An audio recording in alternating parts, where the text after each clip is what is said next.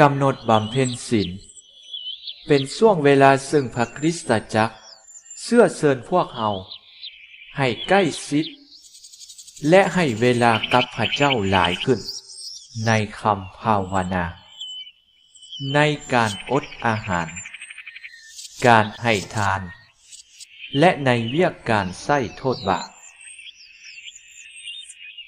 หลังจากวันพุธหับเทา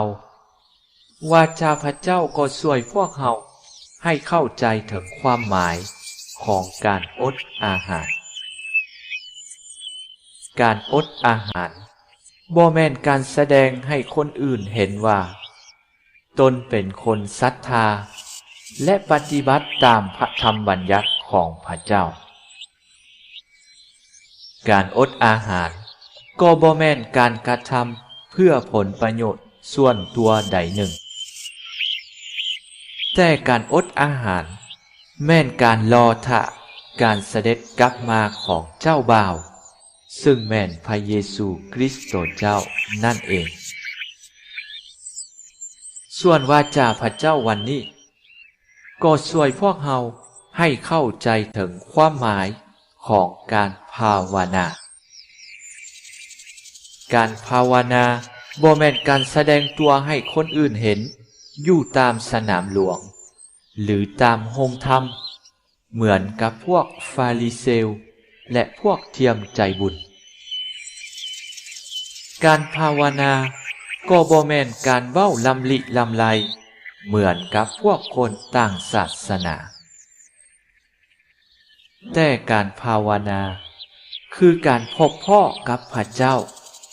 เหมือนกับลูกที่พบพ่อกับผู้เป็นพ่อดังที่พวกเราสวดภาวนา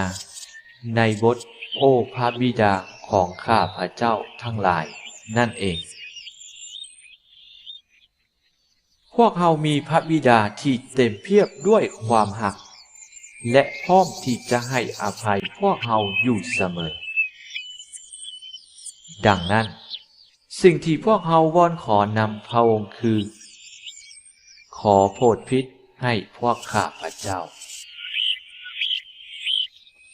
และย้อนพวกเราล้วนแต่มีพระบิดาองค์เดียวกันดังนั้น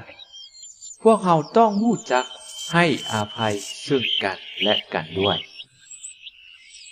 นี่แหละแม่นคำภาวนาที่ชอบพระทัยพระเจ้า